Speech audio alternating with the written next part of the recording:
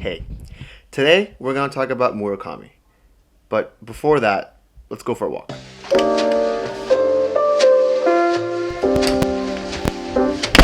Okay, so slight change of plan. We were going to walk first, but now we're going to take the car and we'll have our conversation there.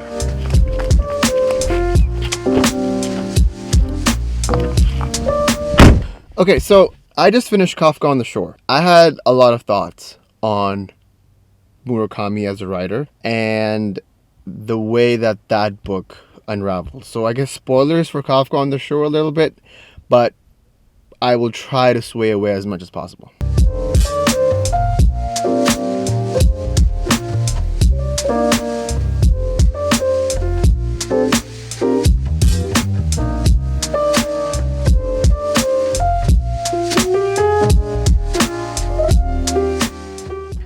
I felt like this conversation needed a little bit of a caffeine boost, and that's why we're here at Starbucks.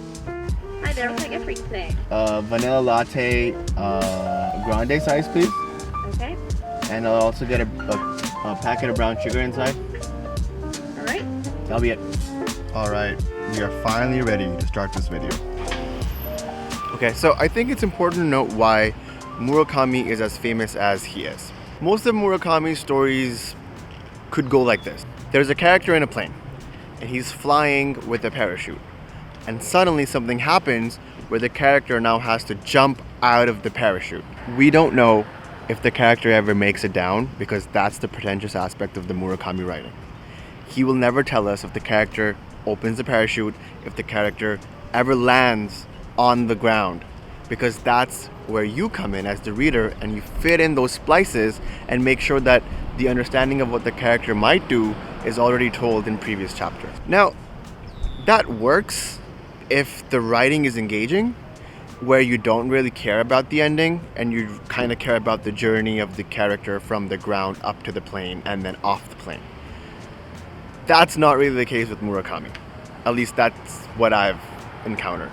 For the most part, I find Murakami's writing meandering, which means that the plot may be here and he's everywhere around except at the plot. He's always missing the mark with his characters. His characters are highly unrelatable. And can we talk for 1 second about how overly sexualized his writing is?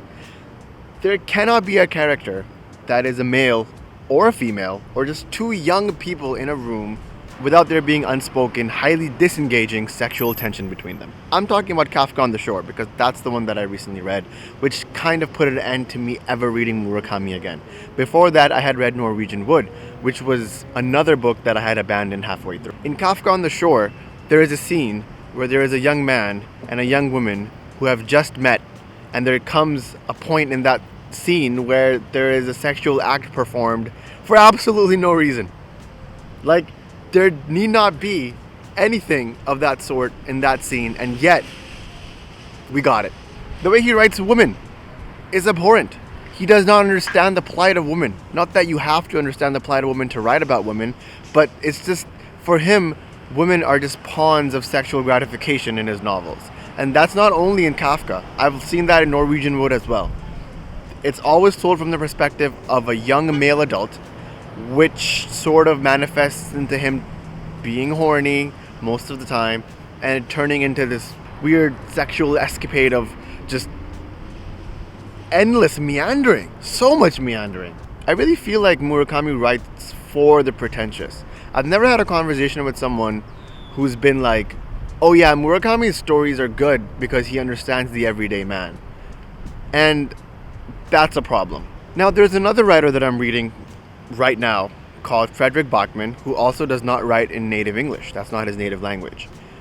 He writes in Swedish, Murakami writes in Japanese. And when you read those two side by side, because I just finished Kafka and now I'm reading Anxious People, you can see the difference in how a writer cares for their characters versus how a writer uses the characters for their own good.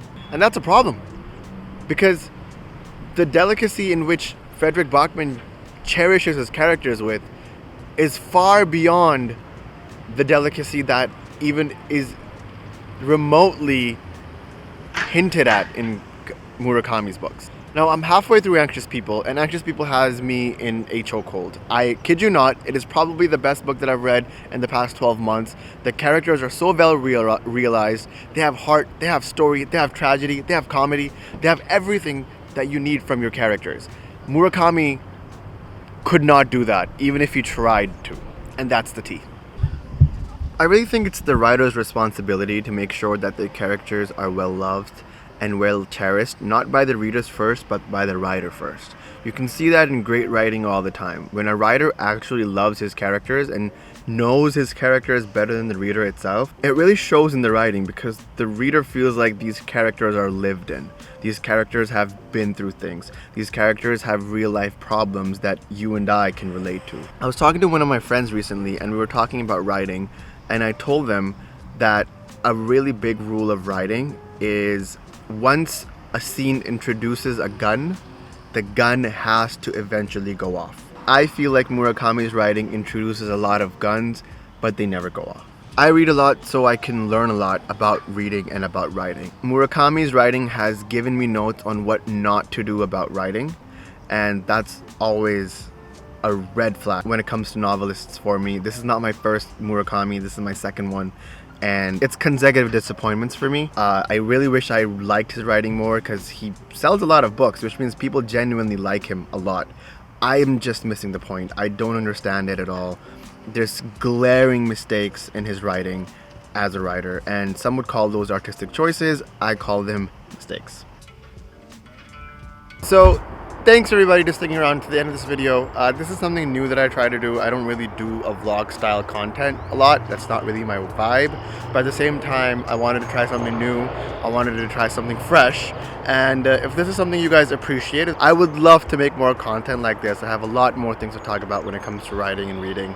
I'm reading Frederick Bachman right now, and his style of writing makes me want to shoot like 10 more videos because of the things that he's talking about and the way that he writes his characters. Like I was talking about cherishing your characters, he really loves them, and I really want to talk about what difference does that make as a writer and as a reader when you're consuming that content. So a lot's more to come.